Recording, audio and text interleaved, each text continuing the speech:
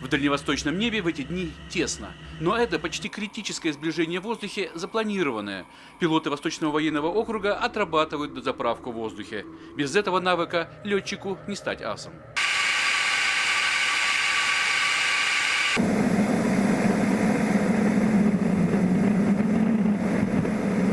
Любой успех в воздухе зависит от тщательной подготовки на земле. Пилоты много раз обговаривают последовательность действий, обсуждают варианты развития событий. И вот поступает команда на взлет.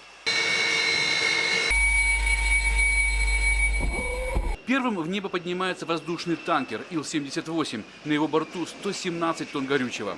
Когда самолет-заправщик оказывается в заданном квадрате, туда парами выдвигаются истребители и фронтовые бомбардировщики. Первая задача – встретиться в определенной точке воздушного пространства, где и начнется своеобразный экзамен на точность пилотирования. Боевой порядок этих самолетов находится на очень малых дистанциях, интервалах, составляя в пределах 20 метров. И здесь любые малейшие неправильные действия недопустимы.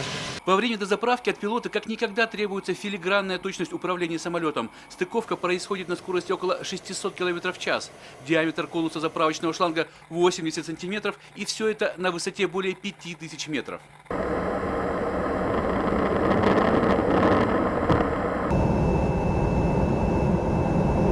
Чтобы хотя бы приблизительно представить себе, каково приходится пилотам, мы решили сымитировать дозаправку в приземленных условиях. Итак, что мы имеем? Две машины, которые движутся параллельно со скоростью километров 30 в час, и канистру бензина. И сейчас мы попытаемся повторить то, что пилоты делают на высоте. Так, есть контакт. Держим, хорошо, держим. Держим, есть. Идет. Так, все, расходимся. Съемочные группы заправились адреналином, а машина бензином.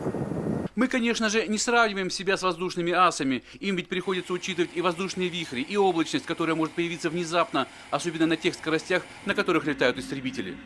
Впрочем, им в некоторой мере задачу облегчает электроника, которой оснащены Су-35 и Су-34.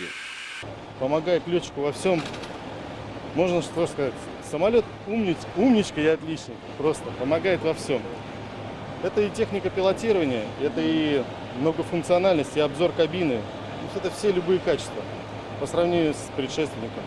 Но какой бы совершенной ни была бы электроника, последнее слово остается за пилотом, и успешное выполнение боевой задачи зависит от его умения. И по нашим наблюдениям, мастерство дальневосточных летчиков достойно самой высокой оценки. Алексей Забарский, Борис Андриянов, Алексей Сахно. Известия специально для 5 канала «Хабаровский край». Алексей Забарский, Борис Андриянов, Алексей Сахно. Известия специально для РЕН-ТВ «Хабаровский край».